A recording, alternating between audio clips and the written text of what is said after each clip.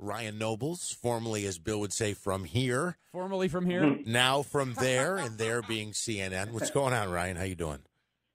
You know, I got to imagine Bill is nervous every time you two guys take over the con, that they're just not going to ask him back. Does he think that goes through his mind every single time? It's got to be a little nerve-wracking for him. It absolutely is. I think he tries not to think about it, honestly. He's like, my show's going to get canceled, and I'm not even there to do anything about it. These guys are going to ruin it. These guys are going to ruin it for me, and there's nothing I can do to stop it. That is one way to look at it, yes. Yeah. So, are you getting hit with this storm? You're not, huh? We got pounded by a storm here last night. It was really heavy, wet nastiness. But you're in. I think you're south of D.C., so there's no way you're dealing with this, right? Well, I'm actually significantly south of D.C. because I'm in my old second home after Utica of Richmond, Virginia, covering this nastiness with the Virginia government. And it was cold. It was cold and rainy here yesterday, but I'm looking out my window now, and it's gorgeous sun. It'll probably get up to 60 here today. But they're expecting snow over the weekend, so that's probably not what you guys are dealing with. So, Ryan, while you're covering that, so we'll ask you questions about it. But with in particular, Lieutenant Governor Fairfax, I think an interesting twist to this whole thing now is his accuser is now accusing a former Duke player and a former NBA player, Corey Maggette, of assault. How does that fare for Fairfax? Well, it depends on how you look at it. I know that when we first got the tip about this particular accuser, there were people in the Fairfax world that were telling us to be cautious with our reporting of it because of this claim against her, as if that were to indicate that somehow she wasn't as credible because she had accused multiple people of rape. So, Maggette has also denied that this was a non-consensual interaction between the two. But this woman is pretty insistent. She has, communications with people that go back several years where she discussed with them that she had been a victim in this case. And she also claims that part of the reason that she believes that Justin Fairfax, the lieutenant governor here, assaulted her and raped her was because she was a prior victim and there was no accountability for her first attacker. And he even said to her, you didn't tell anybody about this one, so you won't tell anybody about me. That's her claim. So I think it complicates it to a certain extent. I think the bigger issue here for Justin Fairfax is that there isn't a will within the Virginia legislature to really do anything about this. They all claim that they want him to resign. They've all called for him to resign. They all claim they want an investigation. But nobody really has the guts to step forward and actually show how that investigation would look. And I'm going to report today that the General Assembly actually has a mechanism where they could investigate this if they so choose to do it. And then the other new wrinkle this morning is that the Boston Globe is reporting that the Suffolk County District Attorney, where this assault took place at the 2004 Democratic National Convention, has said that she will investigate the claims, but she needs a criminal complaint first. And Vanessa Tyson, who's the original accuser, the first accuser, has said she doesn't want to explore criminal charges. So we're in kind of a weird standstill here, right, guys? Yeah. All three of the top officials in Virginia, there have been calls for them to resign. All three of them are still in place, and there's a good chance they won't ever lose their jobs. Yeah, it's crazy. So you've got this alleged sexual assaults bookended by two blackface and the attorney general. It just seems so bizarre. It was almost like, well, as long as everybody else is talking about the fact that they've participated, I might as well do it as well. Well, it was a little more complicated than that. I think the district or the attorney general had been going around. He went and met with the Legislative Black Caucus shortly before he came forward and admitted his own blackface situation and told the members of the Legislative Black Caucus that he was just feeling guilty about this part of his past, and that's why he felt he needed to come forward. And that's not true at all, because there were a bunch of us, several news organizations, including the Associated Press. We had it. I believe the local newspaper in Richmond knew that there was a photo of the district or the attorney general as well. And we were, on the verge of finding it. And so, as opposed to letting us find it first and then he explained later, he decided to come forward first. But the interesting thing about the attorney general is, all three of these guys have an inoculation of some sort that's preventing them from having to take that step of resignation. His inoculation is that he, of the three, is the only position where if he were to resign, Republicans would replace him. Yeah. So So Democrats have encouraged him to stay in the job as a result of that. So if we can, it's definitely a crazy story, and again, don't know how it's going to turn out, and you're in the thick of it reporting on it there, but it seems like as of right now, those three aren't going anywhere anytime soon. That's what it seems like. So that's why I wonder, how long, we're going to continue to devote resources to this story. It becomes, there's kind of what's interesting about my job is this divide between what's a local story and what's a national story. Yeah. And I have a local interest in this story from my time reporting in Richmond, but I think there's going to come a breaking point for us where if there's not a ton of movement, we'll keep an eye on it, but this kind of day-to-day investment. And then I'll get back to the grind of Washington, D.C. and then in 2020, which is definitely on the horizon. Well, yeah, I was going to say there's nothing else really going on in D.C. right now. Oh, wait, there is. The border security deal that's come together. Some people believe that Trump will sign it. Others think he shouldn't. What are you hearing, or what are your thoughts on that? The indication we got this morning was that he was ready to sign it, that he wants to sign it. But the reason he wants to sign it and is willing to sign it is because almost, within minutes after he signs it, he's probably going to go down the road of this emergency declaration where he'll try and, basically pull money from different parts of the government to fund his wall. And that will likely end up in some sort of a court challenge. So it seems that, it only takes about 7 or 8 of these shutdowns before these politicians figure out that they really don't help anybody. Yeah. And it seems that this time around, these guys have kind of figured out that this isn't going to be a successful end to them, and that, everybody's got an idea of what they need here. And the only way for us to really move forward is to kind of get the budget end of it behind us, and then we'll deal with a court battle over an emergency declaration. Now, that doesn't mean that there couldn't be a long-term difficulty associated with this, but that, in the short term here, these guys are just trying to get out from underneath this. With the reports coming out that maybe he will sign, maybe he won't, I tend to think that he actually will, and then we'll just go find the money that he needs elsewhere. There was a big fight, and I guess this almost derailed the deal, was the number of beds for ICE and funding for the Department of Homeland Security. Do you know at this time where we are on those two issues?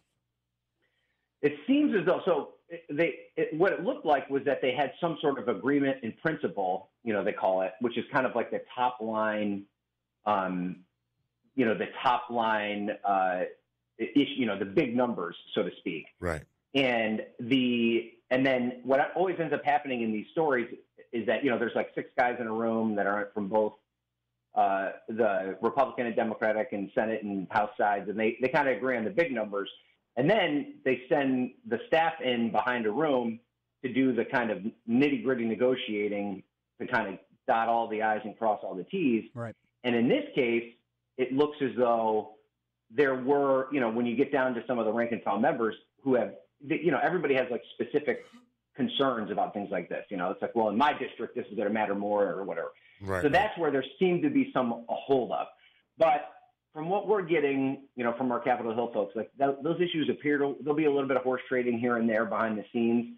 But it sounds like the will is to get it done. But, I thought that the last time, and then all of a sudden we were shut down for, 30-some days. So it sounds like they'll get it over the finish line, but you never know. So one thing that was kind of surprising that the Democrats didn't push for more protection for DACA or TPS in this negotiation. It's interesting that they went with the number of beds and not something like that, where I feel like there maybe is more bipartisan support. Yeah, I mean, I do think that kind of those, baseline issues, everybody kind of agrees with, believe it or not, there are certain aspects of border security and immigration policy that they all kind of agree on. And they all realize that, given the current environment that we deal with, we need X amount of beds, we need X amount of judges, we need X amount of border patrol. And then these other big long-term issues we can work out in the weeds. Now, a lot of times that stuff gets held hostage because of the broader negotiations. Sure. Well, I care more about beds, you care more about border patrol agents. Both of us are going to not get what we want if we don't deal with this other big thing. But I think in this case, they've kind of figured out that if we, let's get over this hurdle. We'll give everybody what they want here in the short term, and then we'll let the president fight out the funding for the wall in the courts later on. So, well, hopefully we'll see what happens. Do you know time frame when this will possibly be signed? So that's a good question. I think it has to be done by Friday, if I recall correctly. Yeah. So that gives them, that's good and bad, right? So that gives them, that gives them plenty of time to work out the issues with it, and then it also gives the president and conservative talk radio and television time to tell him that it's a bad deal. So my guess is that it'll be wrapped up by Friday. I don't know the exact time. I mean, I could even see the president coming in and signing it tomorrow, or, they get it passed today, he signs it tomorrow, and then Friday he declares his national emergency or something along those lines. But we'll have some resolution to it by the end of this week. Just one final thought. I want to get your opinion on the Green New Deal, but one final thought on this border wall and this pact or this agreement or whatever. I actually think, based on what I saw of Trump yesterday, he's acting like he's more displeased with the deal than he actually is. And I think it's so that he can say that his side gave or he gave or whatever and kind of, was willing to negotiate. But here's the thing, and I have said this 10 times all week. He's going to go get the money anyway. I just don't understand why Democrats didn't try to hammer out some of the most important things that they think need to be in there.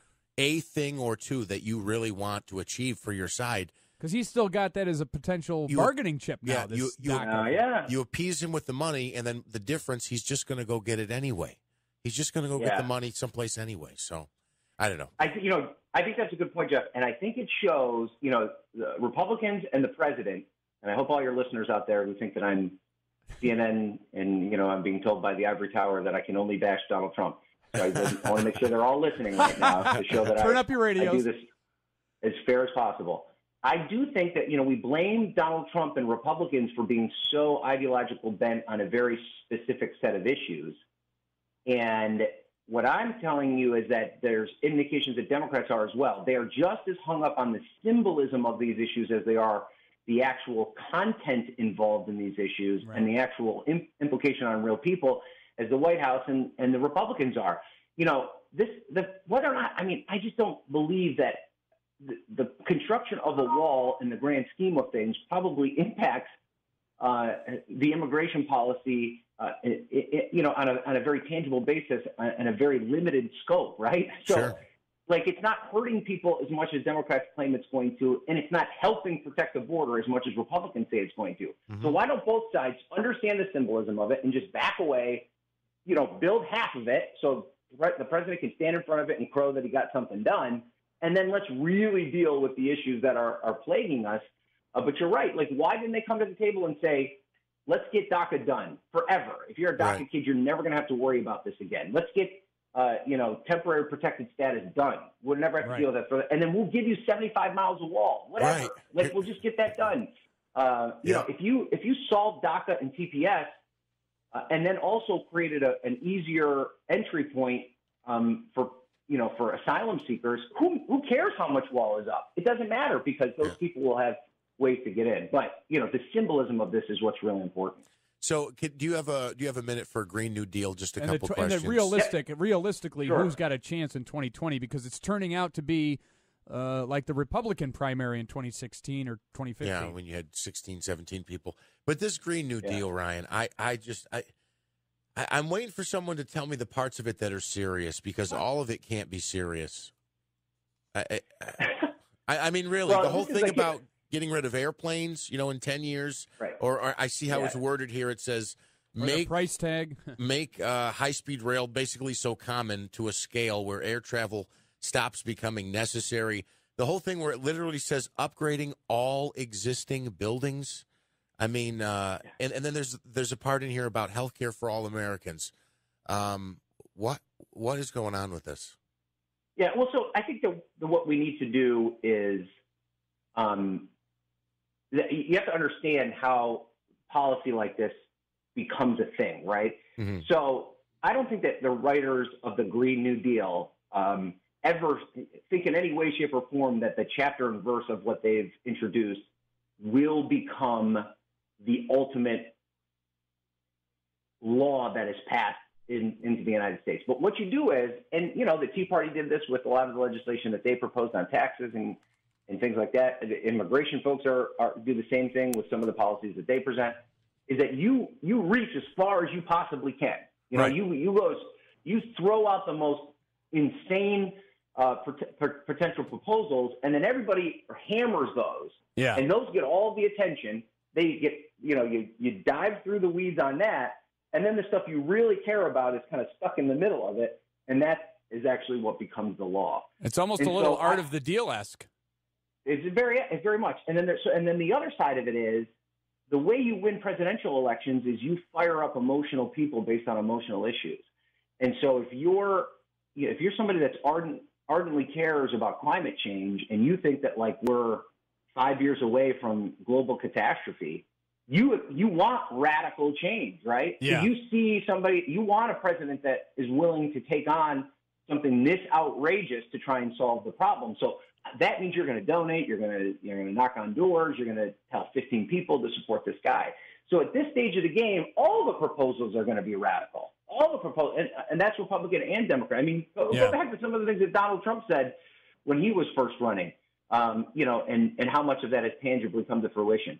There's still no wall. Mexico certainly hasn't paid for it. So I think that, I do think that they're nutty in some respects. I saw a line about, creating a system for people who just aren't willing to work. Yeah. I don't think that that's kind of a baseline American principle. So, but I think that, they're playing a long game here. I don't think they ever think that's going to become the final piece of legislation, but this is how you get to that point. Interesting. All right. So CNN, I wanted to say ESPN, but it's CNN's Ryan Nobles. Appreciate you taking some time to join us this morning. All right. I'm sorry about Bill losing his job to you guys, but, that's the way it works. He'll be back. He's been Wally tipped. All right. Thanks, guys. We'll talk to you Take it next easy. week.